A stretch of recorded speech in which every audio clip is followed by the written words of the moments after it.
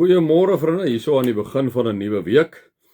Maandag die 3de Augustus, mag dit sommer 'n wonderlike week wees. Wat voor julle uitstrek. Kom ons raak dit so vir 'n wyle stil.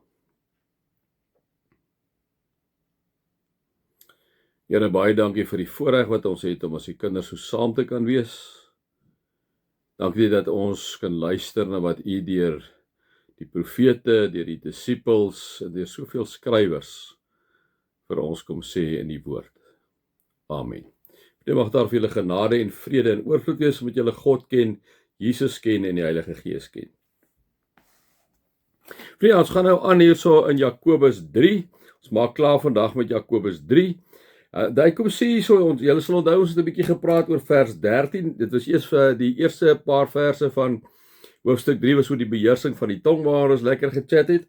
Toe het ons vir mekaar gesê, Jakobus vir ons kom sê in vers 13, is daar 'n wyse en verstandige mens onder julle, né? Julle onthou dit? Dan sê hy, dan moet hy of sy dit toon deur sy goeie dade en deur dade van nederigheid en wysheid getuig, né? En dan kom hy kom praat hy nou met hierdie mense wat verspreid is daar, kom sê hy vir hulle, hoorie, julle dade moet daarvan getuig, en dan sê hy, terwyl daar bittere naaiwer selfsug in julle harte is, moet julle nie daarmee spog dat julle wysheid het nie. Kom sê hy nou maar net vir die mense, kom wys hulle daarop dat hulle moet mooi kyk, daar is daar naaiwer is daar amper die jaloesie, is daai tipe goeders. Hy sê, moet dan julle nie daarmee spog dat julle wysheid het nie, want dit is die wysheid, sê hy, né?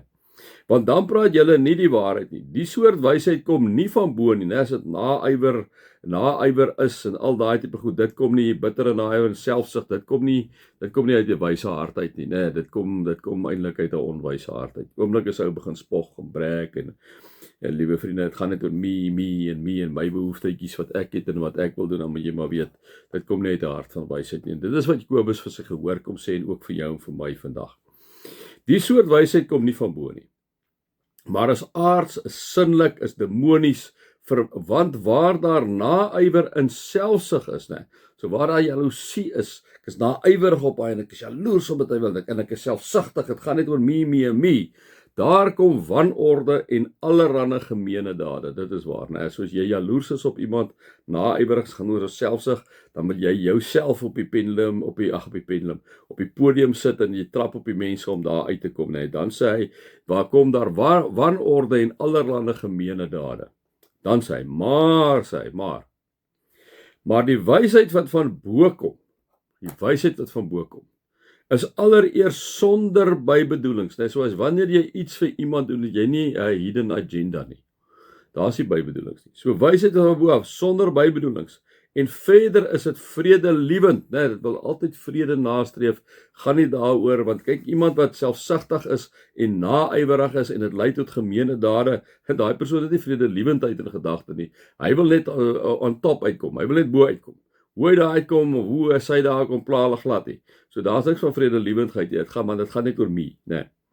So hy sê, wysheid wat van bo kom is vredelewend, is inskikkelik. Dit beteken jy kan met 'n oue kompromie aangaan. Jy's inskikkelik. Jy probeer jouself in die ander persoon se skoene plaas. Jy's inskikkelik. So jy is bereid om te luister na wat die ander een sê. Jy's selfs bereid om jou opinie te verander. Jy's inskikkelik, né? Jy's bedagsaam, né? Jy's nie ongemanierd nie. Jy's bedagsaam. Jy wil luister wat die ander ene sê.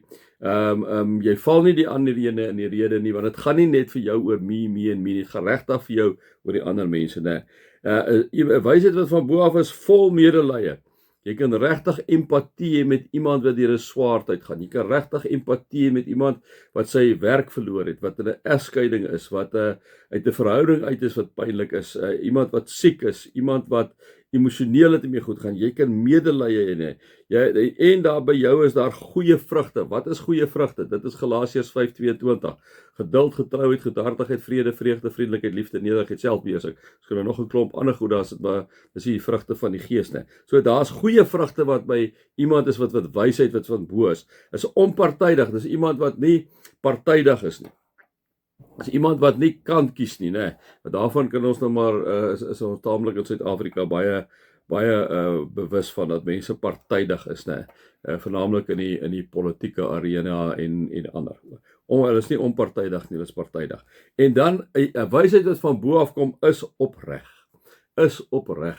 Jy weet soms as jy met 'n opregte persoon te doen het, né? Hy probeer nie kyk wat hy of sy jou kan uitkry nie, hy's reg. What you see is what you get. Hy sê dit is 'n wysheid wat van bo af kom. Hierdie wysheid bring jou in die regte verhouding met God, né? Hierdie wysheid wat hy hierso beskryf het. Allereers sonder bybedoelings, vredelievend, inskikkelik, bedagsaam, vol medelee, goeie vrugte, onpartydig, opreg. Hierdie wysheid bring jou in die regte verhouding met God en jy moet dit gebruik om vrede te maak. Nou, as mense hierdie eienskappe nastreef, sal altyd daarop uit om vrede te maak met mense rondom hulle. By 5 sent vandag, vriende. Mag julle God se liefde ervaar, sy genade ervaar en sy nabyheid ervaar.